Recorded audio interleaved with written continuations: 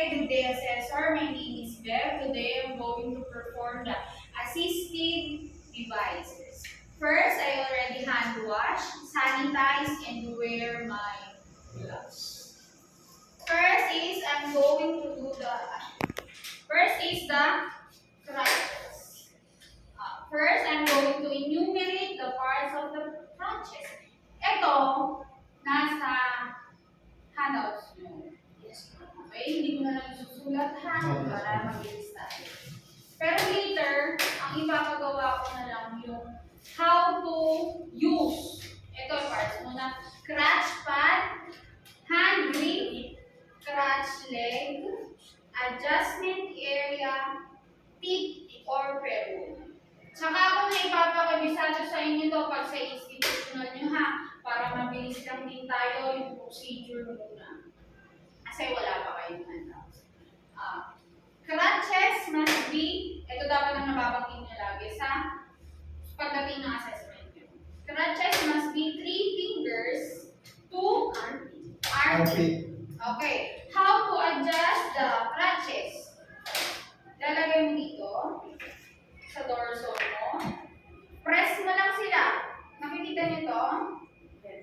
Press niyo lang yung dalawang yan. Ayan. Sakto lang yan sa akin. Dalawa. Kung maliliit kayo, sa tubo lang kayo, okay? Kung matangkad kayo, just kayo si sir mamaya, i-adjust niyo. Press, tapos ito, hindi huwag niyong hawakan kasi yan. Okay, 3 fingers to crutch pad. Tripod position. 6 inches side by side. 45 degree. 12 to 15 distance of steps. My good leg is my right leg. My left leg is my weak leg. Okay, always identify your strong and weak leg. Okay, first, I'm going to do the 2-point gate contralateral. Pag sinabi natin gate or point gate, ibig sabihin 2 moves or 2 steps. So, ang gagawin ko is 2 steps. 2-point gate contra. So, dapat sa left and right ang mag-move mo. Opposite. Ang always na move natin is the weak side. Crutches, yung dalawa. Crutch, pwede din namang device or devices. Devices pag dalawa. Device together with my weak leg. 1. Device together with my good leg. 2. Okay, bilangin nga natin ulit. 2-point gate contralateral. 1, 2. 1, 2. Okay, pero kailangan or kami. Weak leg together with the crutch. Strong leg together with the crutch. Pwede bang crutch ba? Pwede rin naman, ma'am. Pwede rin yun. My bad leg, devices together with my bad leg, devices together with my good leg. Pwede rin yan. Okay. Next is the 3-point gate. Okay, 3-point gate, ibig sabihin, 3 moves or 3 steps. First is the devices, weak leg, good leg. Kung napapansin nyo, pantay lahat. Hindi yan ganun, hindi yan sobra na ganyan. Ulitin ko ha, 3-point gate, unilateral. Devices, bad leg, good leg. Devices, bad leg, good leg. Always 2 times na gagawin ha. Okay, next is the Paano mo nag-start sa good leg? medyo opposite na rin tayo dun. Ma'am, Ang proper, Mauuna talaga weak. yung weak leg. Opo. Kasi may support ka naman, may support system ka naman ng crutch Kasi yun naman yung minumove mo. Hindi naman pwedeng weak tapos wala kang support. Matutumba ka. Di ba po? Kaya nga, ang inuna po natin is si crutches. Okay, may support na tayo. And then, follow mo yung weak. At itong gamit kasi nitong crutches, dito sa hand grip ka magpwersa, hindi sa kilikili. Kasi kung sa kilikili to masakit. Kaya laging dito ang hawak din ng mga may injured, diba? Ulitin ko yung devices, divide crutches, weak leg, para may alalay ka na. Yun yung ano. Okay, next is the 4-point gate ipsilateral. Pag sinabi natin 4-point gate, 4 na moves. Imagine natin 4 ang paa natin. 1, 2, 3, 4. Okay? Ang una natin i-move is si right device, followed by weak leg, left device, followed by good leg. Pantay yan, ha? And then always maintain the 6 inches side by side. Hindi pwedeng ganyan. Hindi naman pwedeng yung sobrang ganito. Maintain nyo yung 6 inches side by side na ganyan. And then maintain nyo din yung 12 to 15 distance of steps. Okay, ulitin ko yung 4-point gate. Right device, weak leg, left device, good leg. Right device, weak leg, left device, good leg. Okay. Next is the swing to, swing through bilateral. Pag sinabi natin swing to, TO, level lang tayo sa device. Okay? Devices, swing to. Igas-gas mo lang yung paa mo. Devices, swing to. Okay, dito naman tayo sa swing through. Lagpas sa devices. Devices, swing through. Okay?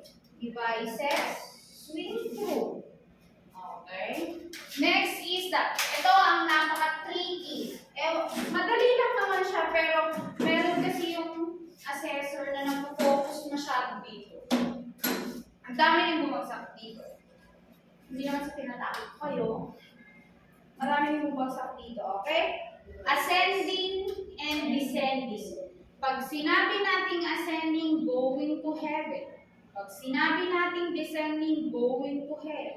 Pag sinabi nating descending, going to heaven, anong nauuna? Si good. Good. Sir, pagpataas ka. Good leg. Si good leg. Good leg. Devices. Kailangan maangat nito. Ang daming bumabagsak. For the first time noon, bumagsak yung batch 2 namin kasi hindi naiangat ni Mami. Kasi maliit si Mami, tapos hindi naman pang children ito. As in, maliit siya. Hindi niya naiangat. Kailangan sabay. Yes, ma'am. Yes, ma'am. Kailangan sabay kasi yung support ng katawan mo. Okay? Itin ko. Good leg. Devices. Weak leg. Ulitin ko. Ascending using crutches. Good leg. Devices. Weak leg. Descending using crutches. Ano muna natin i-move? Alala. Yes. Kailangan natin ng support. Devices. Ano susunod? Weak leg. Kasi may support ka na. Okay, devices. Weak leg. Good leg. Okay, ulitin ko yung dalawa na yun. Ascending using crutches. Good leg. Devices. Weak leg. Descending using crutches, devices, weak leg. Okay? Next tayo si K.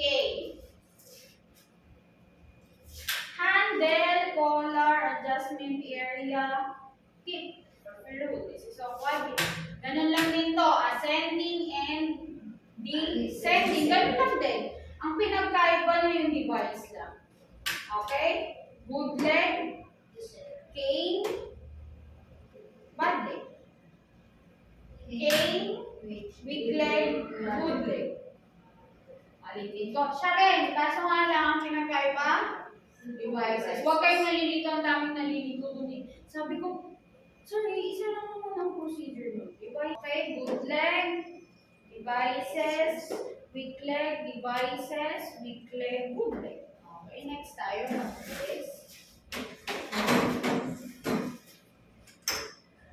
si walker. Si walker, naka-close pag ganyan. Meron naman yung mga na-assessor na, paano i-fold ang walker? Meron yung hindi, na-mental lang na sa sobrang kaba.